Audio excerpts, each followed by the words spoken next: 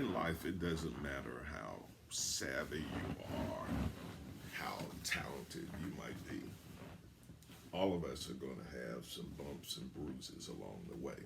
Sometimes there'll be a season where you just seemingly navigate through difficulty after difficulty. But it doesn't mean that you're born out of season. It doesn't mean that you're born under a bad sign or you're not as capable as the next man or the next woman.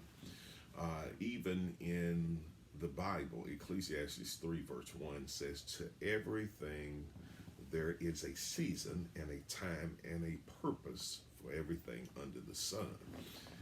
Everybody's going to go through tough places. Jesus had his 40 days in the wilderness. Moses had his backside of the desert. Elijah, who actually shut up the heavens and called down fire from heaven, had his season of depression under a juniper tree. He was just burnt out, worn out. All of us are going to have some tough times and some tough seasons. That's part of life. But it doesn't mean that you're not as capable as the next man or the next woman. What you're going through is temporary. It did not come to stay. That's why it literally came to pass. And it's amazing how the we can allow temporal fixes that we may be in to put us in a bad place. I was thinking of Joseph's brothers who thought they had fixed him for good by selling him into slavery, actually putting him in a pit and then, selling him into slavery. But they fixed him up for promotion because if he had never been sold into slavery, he never would have ended up at Potiphar's house. If he had never ended up at Potiphar's house, he never would have met Potiphar's wife. If he had never met Potiphar's wife, he never would have been accused of something he didn't do. If he had never met Potiphar's wife and wasn't accused of something that he didn't do, he never would have been sent to prison. If he had never been sent to prison, he never would have met the baker and the butler. If he had never met the baker and the butler, he never would have met Pharaoh.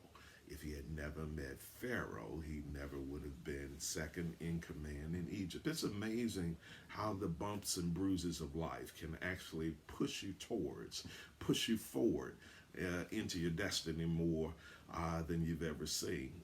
All of us at times need a Judas. I remember, as Jesus, the end time events, as Jesus ascent to the cross, and people were trying to do this and stop the chain of events that were pushing him towards the cross. And Jesus told some of his trusted disciples, "Get thee behind thee, Satan." His words to Judas, "What thou doest, do it quickly."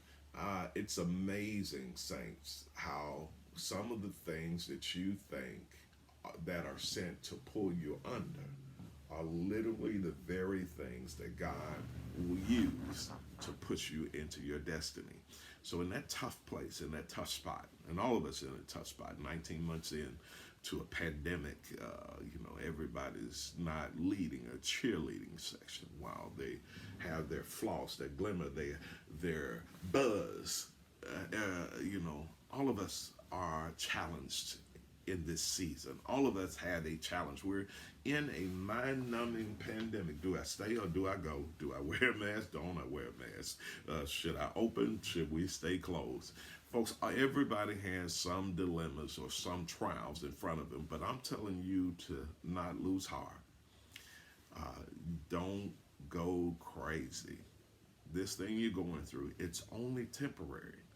Don't allow a temporary season of adversities to block your entire life. Don't allow it to have permanent damage on your ultimate destiny. Everybody goes through. The thing is to keep going through. until you get to where God has called you to be. Folks, I'm telling you, all of us are in tough places. People are suffering death, grief. There's a cry in the land. The death angel, much like ages ago, the death angel's in the streets. And we hear the cry in the land. It's hard to be totally positive, totally sound, totally, totally full of life, totally affable when the death angel and the cry of death is in the street. But even though we're going through this tough season, I'm telling you that God has a plan for you. He's the God that brings us through. He's the God that brings us out. He's the God that brings us over. And God can overcome everything that you're going through. He said that we are more than conquerors. I'm telling you, don't lose heart. Don't lose faith. This tough season didn't come to stay. This tough season too will pass. This is one of those old folk sermons. This too shall pass. And I'm telling you, hold your head up high. Sometimes you gotta